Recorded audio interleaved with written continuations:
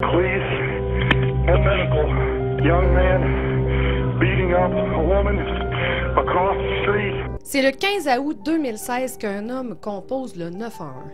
En face de chez lui, une femme se fait attaquer. Il a lui-même plusieurs blessures. C'est en arrivant sur place que les agents de police découvrent une scène d'horreur. Un homme est sur un autre homme et lui dévore le visage. Découvrez aujourd'hui ce qui est arrivé à Austin Aroof, un jeune étudiant talentueux qui avait l'avenir devant lui. Mais avant, moi, c'est Marie, je vous raconte un crime par semaine, donc si vous aimez ce genre de contenu, abonnez-vous et activez les notifications pour voir tout ce que je publie chaque semaine. Alors, tire-toi une bûche et je t'envoie tout de suite vers la vidéo. Let's go!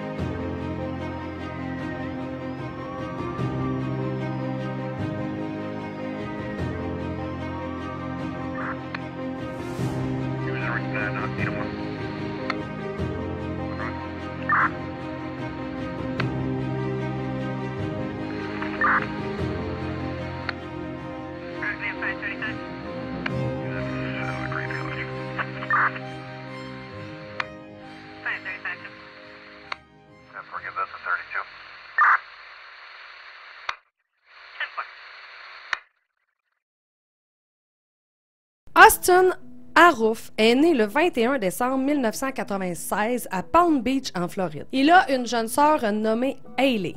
Ses parents sont dentistes et pharmaciens, donc ils sont quand même assez aisés. Ils vivent dans un très beau quartier en Floride, puis ils ont une très belle maison. Par contre, alors qu'il a 13 ans, ses parents divorcent, puis ils se retrouvent chacun de leur côté, respectivement, en couple. Austin, c'est un passionné de musculation et fait aussi partie de l'équipe de football de son lycée. Il excelle à l'école, il fait même partie des classes avancées et même au sein des classes avancées, Austin est le meilleur.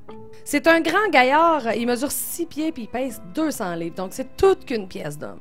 Austin, c'était un jeune homme super heureux. Ses parents le décrivaient comme souriant, facile à vivre. Il l'appelait même le garçon en or. En 2015, il est admis à l'Université de l'État de Floride. Sans grande surprise, il excellait partout. Austin se prépare à rentrer dans le prestigieux programme de médecine. Austin dit qu'il veut sauver des vies puis aider le plus de gens possible. À l'automne, Austin embarque tout son bagage et roule pendant 6 heures pour aller sur le campus à Tallahassee, en Floride, en vue de commencer le prestigieux programme. Un coup rendu là-bas, il se fait une petite amie, tout va pour le mieux, il embarque dans l'équipe de football, il continue de s'entraîner, bref, il continue d'exceller en tout.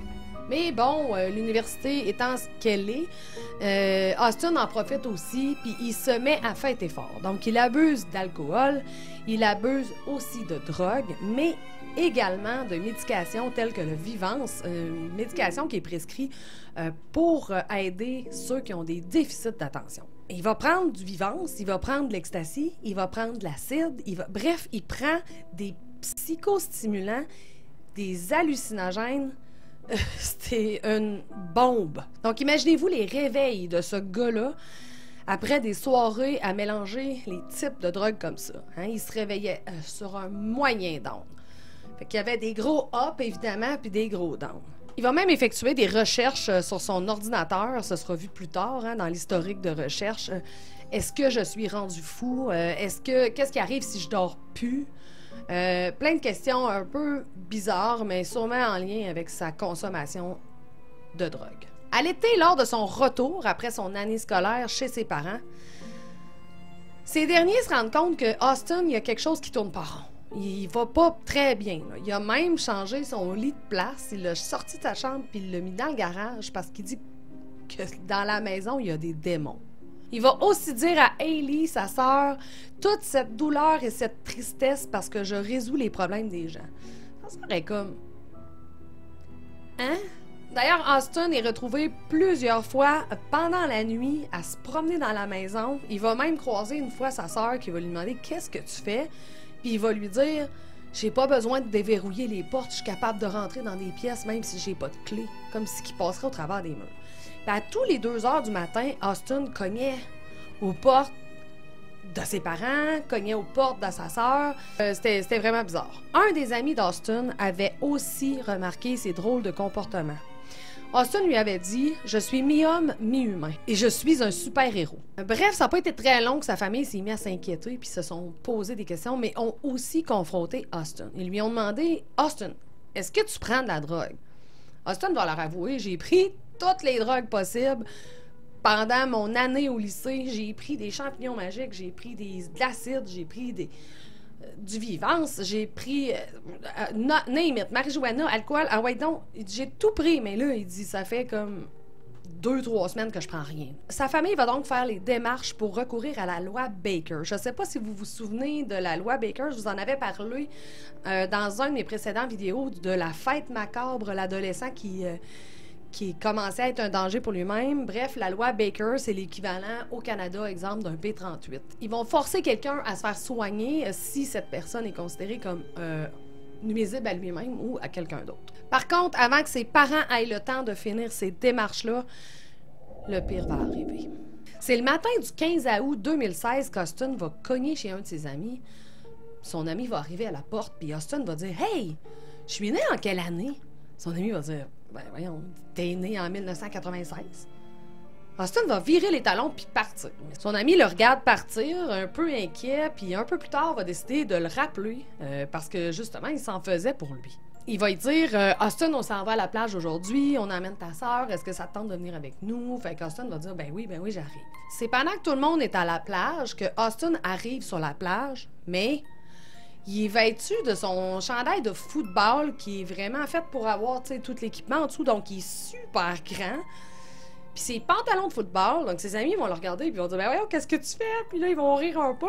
Mais Austin va choquer puis il va dire « Si vous continuez à rire de moi, je vous tue tous. » C'est là que sa sœur va aller le voir, puis elle va dire « Calme-toi, Austin, voyons, le monde t'agace. » Puis les autres se sont comme tenus à carreau. « Ben non, Austin, on t'agace, il n'y a pas de problème. » Fait que là, l'ambiance revient à la normale. La journée se continue, tout va bien. C'est en partant de la plage, lui, sa sœur Hayley, puis un de ses amis s'en vont pour aller au restaurant, puis il va se pencher vers sa sœur, puis il va lui dire « Je suis mi-homme et mi-cheval. » Sa sœur va la regarder, puis elle va lui dire « Là, ça n'a pas de bon sens, qu'est-ce que tu me dis là? Va vraiment falloir que tu penses te faire soigner, là. » Fait qu'Austin répond « Oui, t'as raison. » Ça reste comme ça.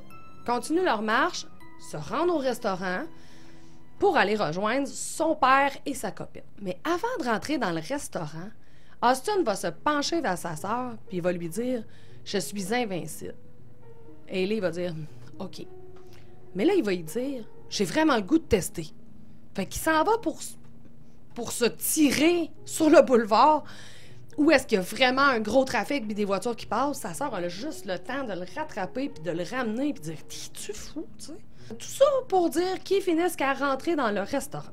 Il s'assoit au restaurant, tout va bien, mais à un moment, Austin dit « Je vais me rendre à la salle de bain. » Il se lève, mais il fait un tour dans le restaurant, puis finalement, il se rend pas à la salle de bain du tout. Il sort du restaurant. Il va se rendre directement chez sa mère. Il va rentrer dans la maison, puis sa mère était un peu plus loin dans la maison. Elle attend la porte claquée, puis elle se doute bien que c'est son fils Austin. Donc, sa mère se dirige vers son fils pour aller le saluer, puis en arrivant, ce qu'elle voit, c'est son fils en train de boire directement à la bouteille d'huile de cuisson. Puis elle regarde autour de lui, puis il y a du fromage parmesan, là, étendu partout sur le comptoir. Il y en a sur son chandail. Visiblement, il boit de l'huile Crisco, l'huile de cuisson, avec du parmesan. Fait que sa mère a comme « Voyons, mais qu'est-ce que tu fais là? » Puis il enlève la bouteille, puis Austin fait ni une ni deux, il remonte à l'étage, il va changer son chandail, il va se mettre un chandail bleu, puis il va ressortir de la maison. Il retourne au restaurant où il va venir se rasseoir avec son père, puis sa belle-mère, et puis sa sœur et son ami. Visiblement, son père, déconcerté, doit lui demander « Mais t'étais où? » Ou il va lui dire quelque chose qui va le contrarier. Parce que sur la vidéo, on voit clairement Austin pousser son père. Après ça, il se lève, Puis il sort du restaurant. Son ami court à sa suite pour le rattraper, mais en sortant du restaurant, puis d'Austin, il le voit pas. Donc, il va rentrer dans le restaurant. Pendant ce temps-là, la copine de son père va avoir appelé la police. Elle va dire à la police que son beau-fils a vraiment un comportement très inquiétant, qu'il délire, puis qu'il vient pousser son père, puis là, il est sorti du restaurant, puis il est comme disparu. Pendant ce temps, environ à 4 km du restaurant, Michelle Mishkan, 53 ans, est assise dans son garage et regarde la télévision. Elle était seule parce que son mari, John Steven, qui lui a 59 ans, était parti promener le chien. Le couple était marié depuis plus de 20 ans, ils avaient 3 enfants, c'était une belle petite famille, sans histoire, qui s'adorait. Leur garage était aménagé comme un salon. Évidemment, on parle de Floride ici, hein, je ferais pas ça chez moi, à Québec. Mais bon, là-bas, genre, ils peuvent faire ça puis laisser la porte ouverte à l'année. On s'entend qu'il fait toujours un peu beau, hein? Eux autres, ce qu'ils avaient fait, c'est qu'ils avaient aménagé carrément un petit salon avec une télévision, puis c'était vraiment cute. Ils laissaient la porte du garage ouverte, puis souvent, les voisins venaient les voir, prendre un verre, jaser. Eux autres, ben, probablement qu'ils avaient l'impression d'être un peu dehors, mais un peu dans leur salon en même temps. Ils étaient tous les deux retraités depuis peu. John, lui, avait travaillé dans l'aménagement paysager à son compte, et puis Michelle, elle était conseillère financière. Il était vraiment un petit couple assez jeune en retraite, puis il était vraiment heureux de leur retraite. C'était pas un petit couple qui s'ennuyait. Il allait à la pêche, il y avait un chien, il faisait énormément d'activités avec des amis, il aimait ça se retrouver. Puis comme je vous dis, c'était dans le voisinage, ils étaient tous un peu proches de cette famille-là parce qu'ils étaient vraiment sympathiques puis accueillants. Leur voisin d'en face, Jeff Fisher, lui, comme je vous dis, était aussi un de leurs amis. Il allait souvent les voir, prendre des verres, même que des fois, il s'occupait du chien quand le couple avait à s'absenter. Lui, ce soir-là, il s'était mis au lit quand même assez tôt, mais il était toujours pas endormi. C'est là qu'il a entendu de drôles de bruit, comme quelqu'un qui cognait sur une voiture. Là, il tend l'oreille, il se dit, ça vient de proche, ça vient comme de l'autre côté de la rue. Puis c'est en tendant l'oreille qu'il entend le cri terrifiant d'une femme. Jeff Fisher ne fait ni un ni deux. Il dévale à la course ses escaliers pour aller tout de suite au secours de ce cri-là. Il va sortir dehors. En arrivant dans le stationnement, il va décrire plus tard avoir vu un jeune homme en train de donner des coups sur la portière de la voiture. Puis devant la voiture, dans le fond, mais comme pour lui, c'était derrière la voiture, Michelle, qui est immobile, puis elle est terrorisée. Vous ne serez pas surpris d'apprendre que le jeune homme, c'est Austin. Jeff Fisher va alors courir vers eux pour aller à l'aide de Michelle, qui visiblement était terrifiée et elle avait besoin de lui. Mais le temps d'arriver, Austin avait empoigné Michelle, il l'avait jetée par terre, puis il la frappait, puis la frappait, puis la frappait. C'est tout ce que voyait Jeff. Jeff, lui, est arrivé, il a pris Austin. Austin s'est tourné de bord et l'a frappé, mais Jeff, c'était aussi un grand bonhomme, costaud.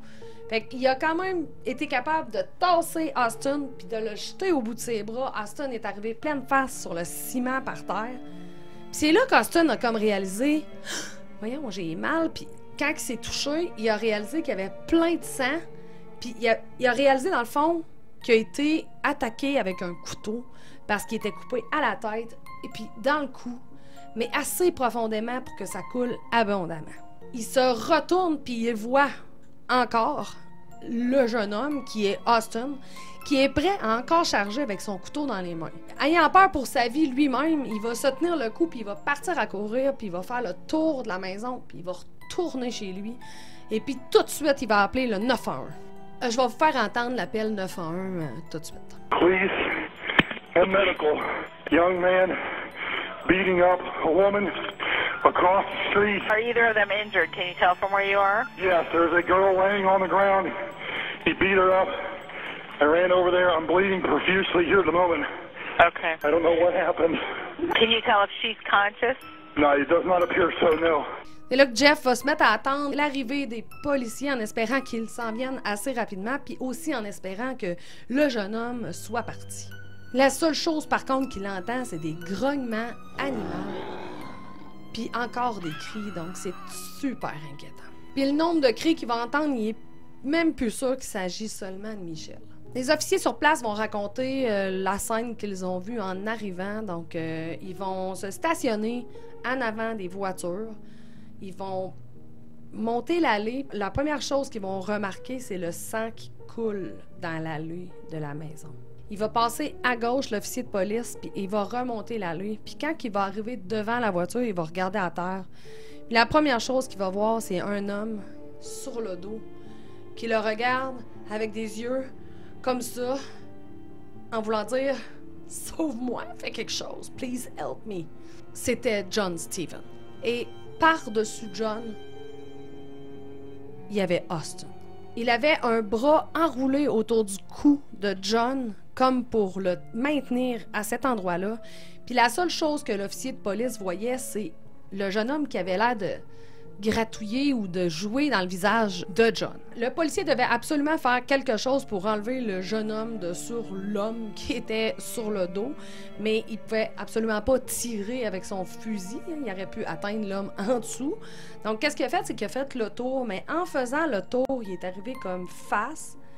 Puis là, il a vu qu'est-ce que Austin faisait dans le visage de John. Austin jouait dans la bouche de John, il tirait sur sa joue, puis quand il tirait super fort, il mangeait la joue de John. En voyant la scène, le policier a remarqué qu'il manquait plusieurs morceaux dans le visage de John. C'est là que le policier va sortir son taser gun, puis il va tout de suite viser dans le dos d'Austin, puis il va tirer. Mais il n'y a rien qui va arriver. Austin va continuer de manger son repas. C'est quand il a réalisé ça que le policier a donné le plus gros coup de pied direct dans le visage de Austin pour essayer de le faire lâcher prise. Mais aussitôt qu'il recevait le coup de pied, il allait par en arrière, puis aussitôt qu'il rechargeait, puis il continuait à manger le visage de l'homme. Un coup de pied, 2 coups de pied, 3 coups de pied. À toutes les fois, Austin continuait, puis continuait de manger le visage de John. Le policier, c'est là qu'il s'est rendu compte qu'il y a un chien policier, puis il a demandé à son collègue « Regarde, c'est pas compliqué, laisse-les partir. Go!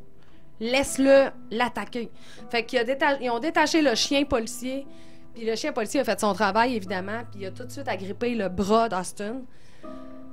On s'entend que ça mord un chien policier, là, hein? Mais Austin, à toutes les fois que le chien mordait son bras, il faisait comme ça, il ramenait puis il continuait de manger le visage de John. Il a dû s'y prendre à 3 reprises, le chien, le mordre à 3 reprises. Austin se battait contre le chien.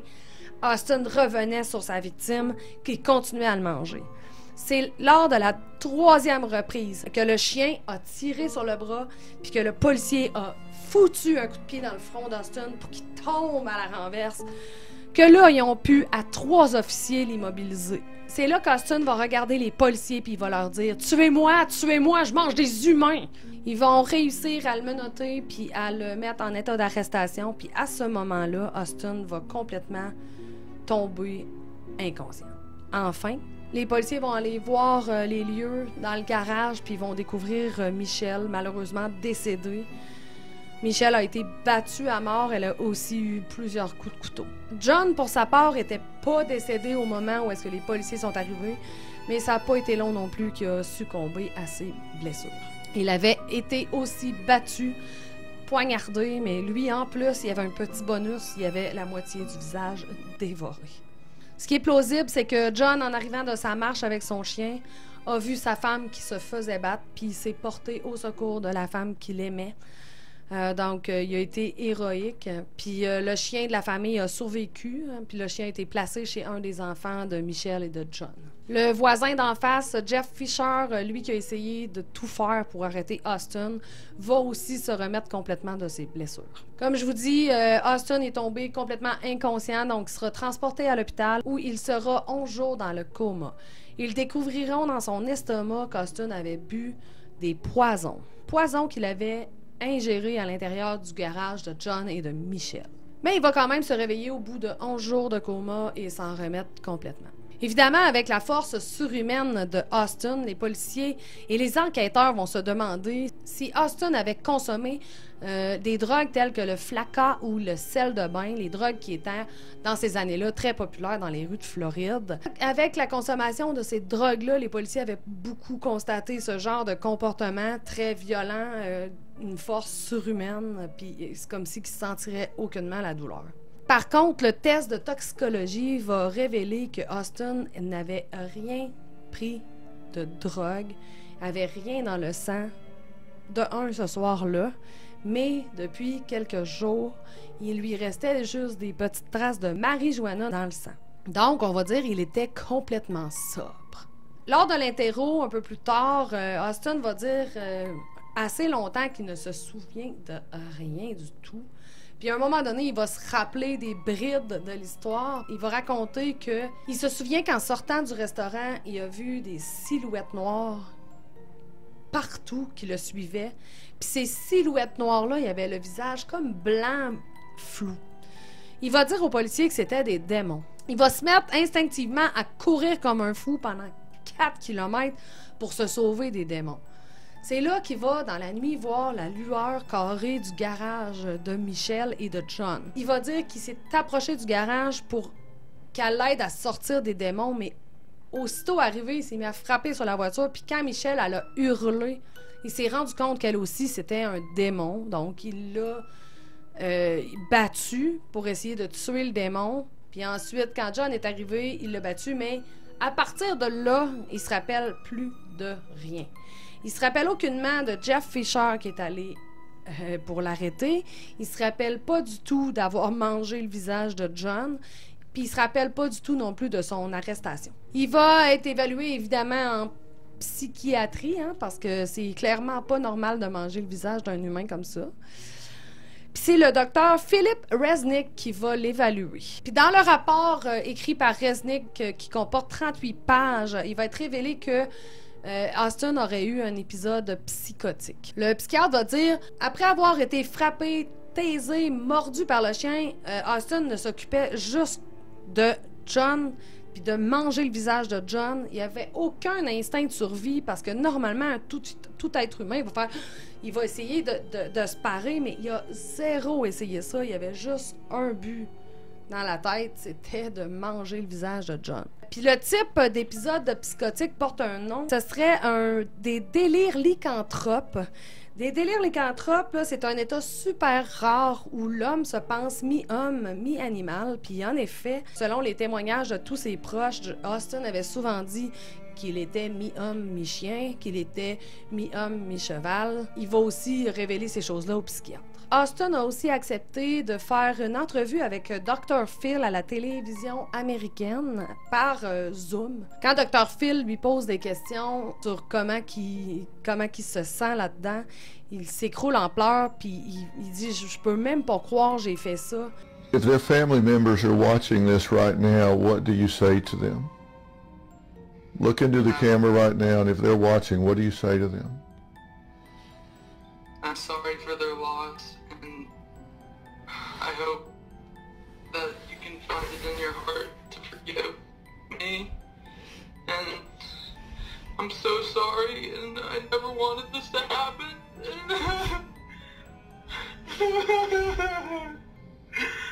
I'm so sorry.